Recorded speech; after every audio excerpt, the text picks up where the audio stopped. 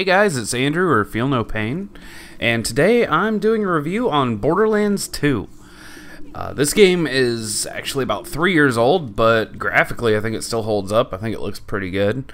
It is one of my favorite games, my favorite shooters of all time, just because of the RPG elements, and personally I have this thing where I love watching numbers pop out of people that you're doing damage to. Probably one of the reasons I really love Diablo. So, this game does that too. Instead of just like you have this sort of health meter that, you know, is not actually there, or whatever, like Call of Duty style where your screen just turns red. You actually have like health and a shield, and the enemies have a certain amount of health, and when you hit them, like the numbers pop out of them, and you can see when you do criticals and huge numbers of damage. And to me, that's just satisfying. I love when games do that. So I figured I'd review this because it is a few years old, and since then they've come out with the pre-sequel, which is between Borderlands 1 and 2, and then the Handsome Jack collection actually just came out recently, which includes Borderlands 2 and the pre-sequel. So I have the Handsome collection, but only for Xbox One, and I don't have a capture card, so I figured I'd go ahead and review Borderlands 2 since that's part of it, and it's a thing that honestly, even though it is a few years old, it's still worth playing. It's a super fun game. As always, the PC specs are going to be on the screen.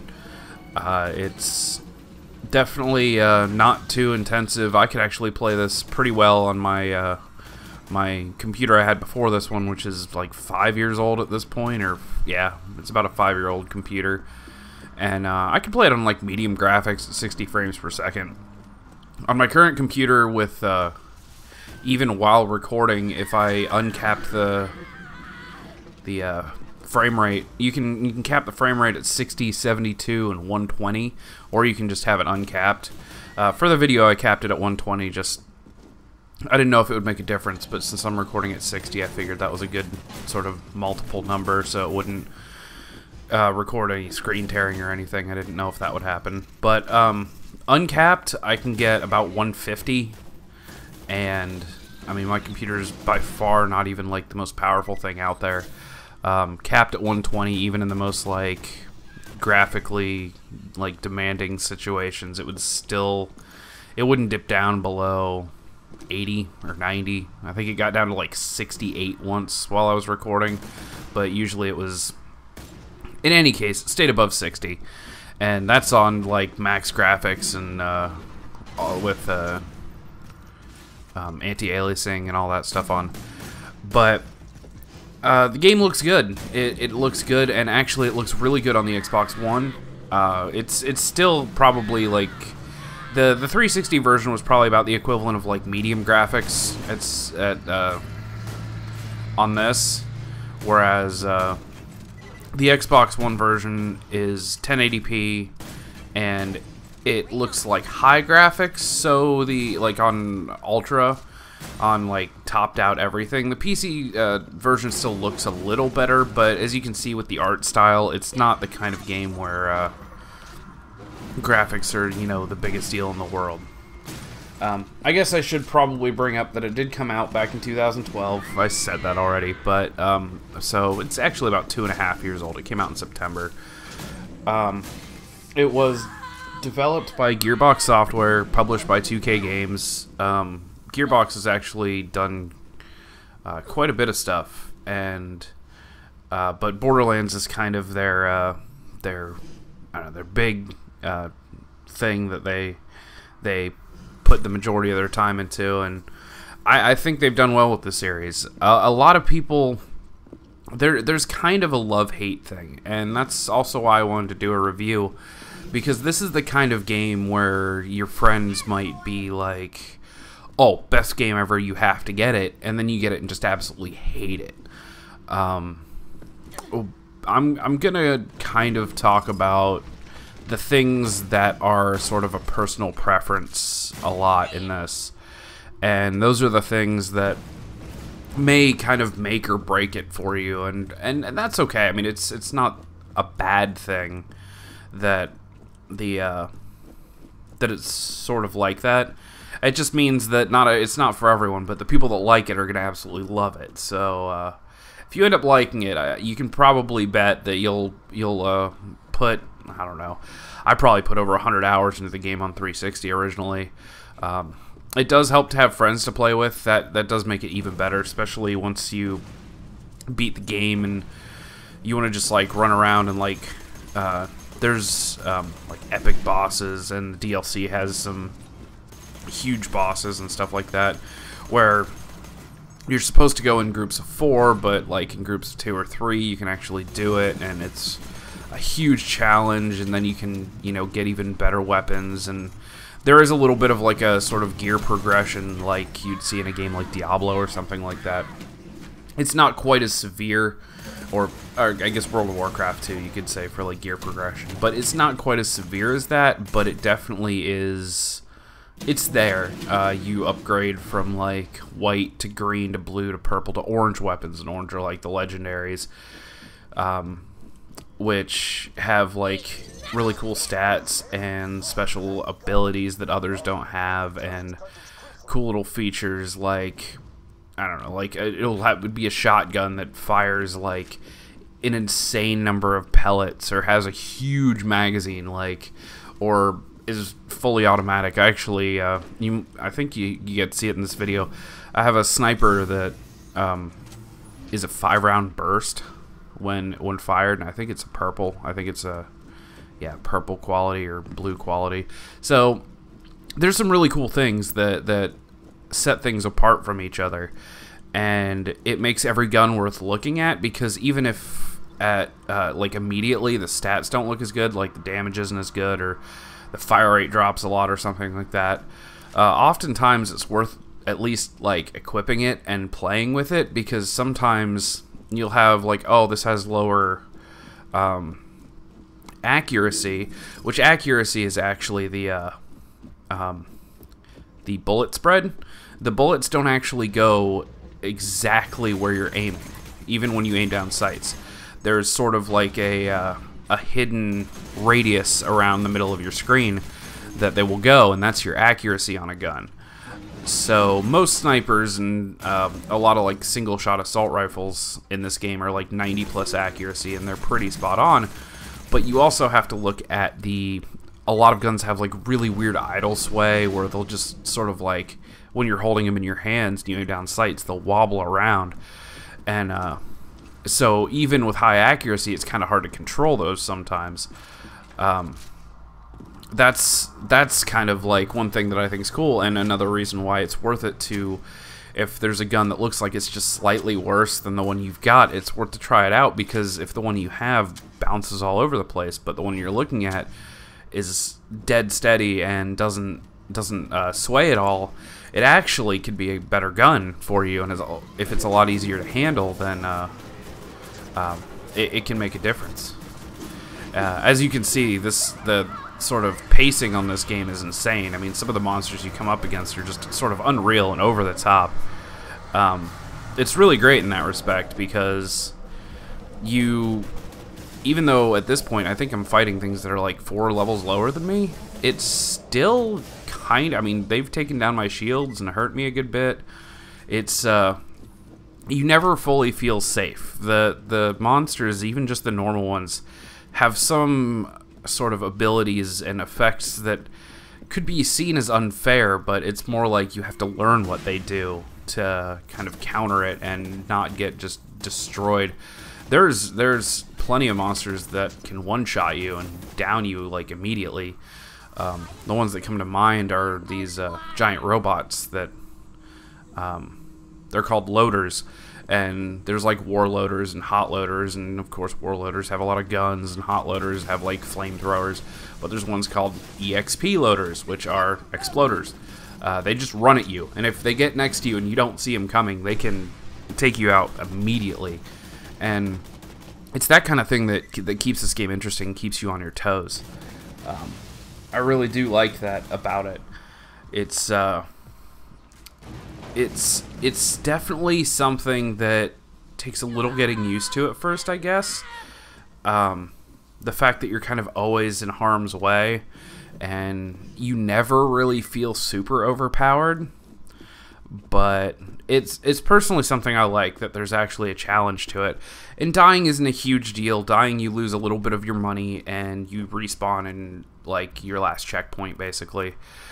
And the the quest system kind of allows you to choose your own. There is a storyline, but it allows you to do so many side quests in the midst of things that it really opens up the world to you, and you can choose to skip some if you're in an area you don't like or you've already over-leveled it,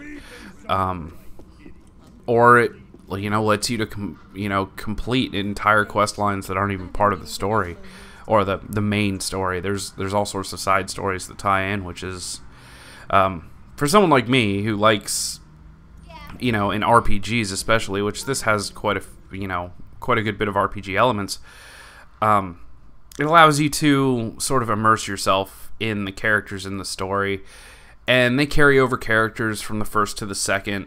You play different characters in the second, but you meet all the playable characters from the first, and they actually are the ones that are kind of like the main quest givers, and they're kind of like retired, so they're helping you complete your mission and go after Handsome Jack and all that stuff.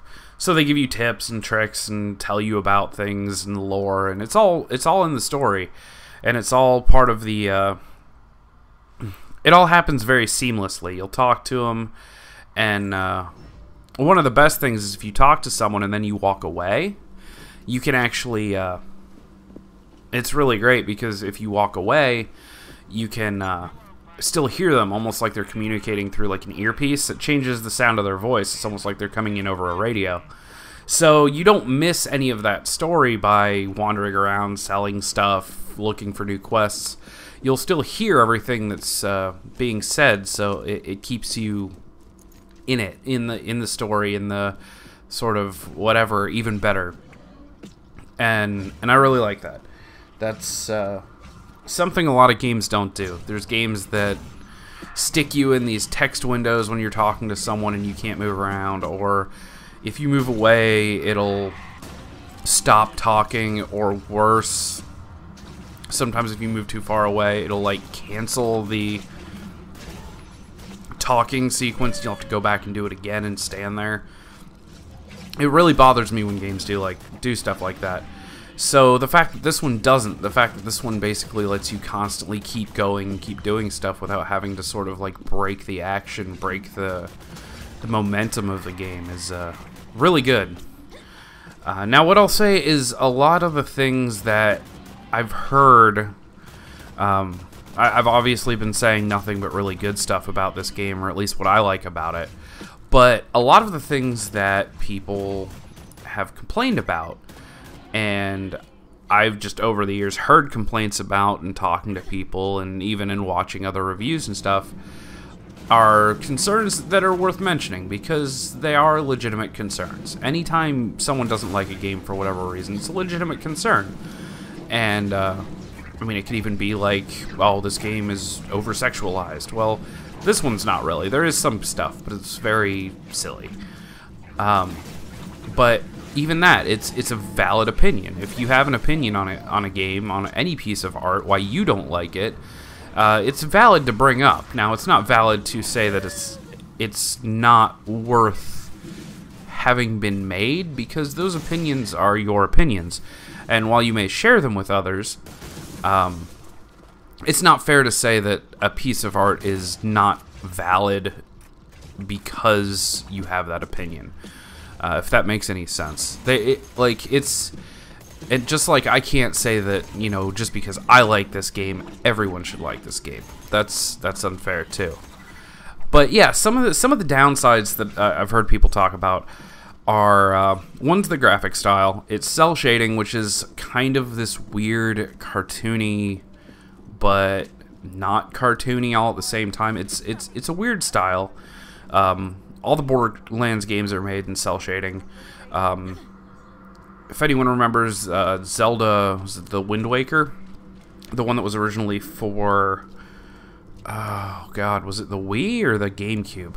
Anyway, the one where it was very, Link almost looked like a child and it was very cartoonish, that was cel-shaded as well, and there's a lot of games that use cel-shading, and it's a very off-putting art style to some people, and if this game had been made like hyper-realistic, I don't think it would have gotten its point across. Like, for understanding what they were trying to do, it's still not going to be for everyone. And that being said, everything else kind of ties in. This game's very silly and very sort of humorous, and the art style fits that. Now, to go along with that, a lot of people aren't a huge fan of the humor.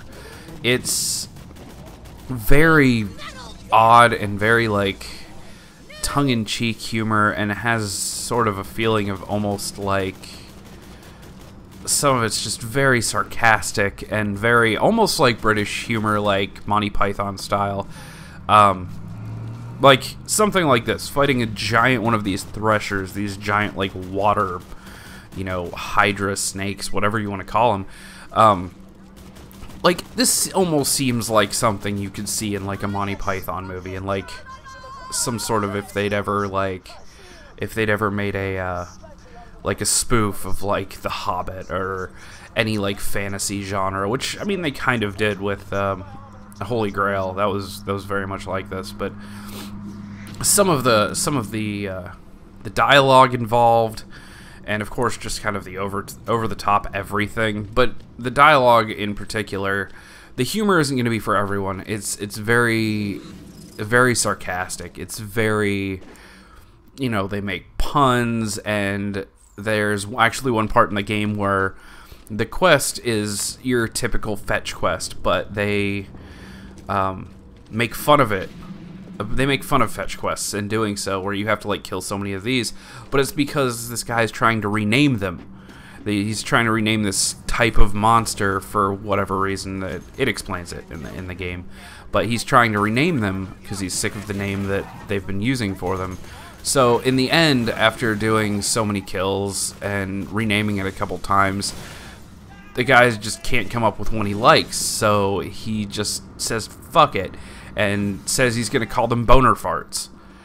And that is the kind of sort of like childish humor that this game has, and it all fits the story. It all makes sense in the way that the people are. It's not like they're super serious and then say something weird like... No, everyone's an over-the-top character. So calling these things boner farts and having you go kill boner farts, and it even changes the name of them to that when you're killing them, is just absolutely hilarious. If you've even like chuckled once at me saying boner fart, then that's a pretty good indicator that you'll enjoy the humor of this game. Besides those two things, the only other complaint I ever hear is the sort of accuracy aspect, that the bullets don't always go exactly in the middle of the screen where you're shooting. A lot of people are used to games where you may have sway on your gun, but your bullets still go where they're supposed to. So this one has both. The guns have like a sway to them, and the bullets go off center based on the accuracy. I think it works really well because it adds another level of sort of like gear progression, of like sort of like deciding what kind of gun you want. And it works great with the skill trees that you have. You have very much like World of Warcraft styles of skill trees, where stuff will actually reduce your idle sway or reduce your, yeah, all that stuff. So that's actually, I like that. And at the beginning of the game, it's kind of harsh because you don't have all these abilities that make those better. But by the end of the game, you can get submachine guns that are laser beams, and you can find shotguns that have like 90 accuracy and put all their pellets into one spot, and it's crazy. And or if you want, you can use the specialty weapons that do weird things, like shotguns that their bullets always go in a smiley face pattern. There's that too. Or rocket launchers that explode every like 10 feet in the air as they go, or drop grenades when they hit something. Like, there's all sorts of crazy stuff. Anyway, that's kind of my review. If any of those things would bother you, this game might not be for you, but it is only $19.99 on Steam, and if you already know you're going to like it, or you've played a little, but you actually like at a friend's house and want to purchase it, the Game of the Year edition is $39.99, which includes like all the DLC, which is a lot. It's not just sort of inconsequential like little things. It adds a lot to the game. It adds entire new areas and quests, and I think it even increases the level cap. But beyond that, it's from my opinion, it's a really good game. But if you guys have seen my other videos, you know that I kind of have a childish sense of humor. I'm kind of a goofball. I'm kind of, you know, I don't take a whole lot of things too seriously, which makes this game perfect for me. It's really over the top, and it's not the kind of game that you should get enraged if you die. It's just really just crazy over the top fun, like cel shaded, you know, like Duke Nukem or Serious Sam, but with RPG elements. It's super fun. The characters are great, and personally, I hope they keep making them, because I think like a Borderlands 3 would be really neat, and they could do a lot with it. But that's all I've got for you guys today. This is my review on Borderlands 2. It's kind of funny because I used Borderlands 2 footage for my first video, and now I'm doing a review of it like 2.5 months later. But anyway, I'm going to let you guys go. Thanks for sticking around this long, and I will see you in the next video.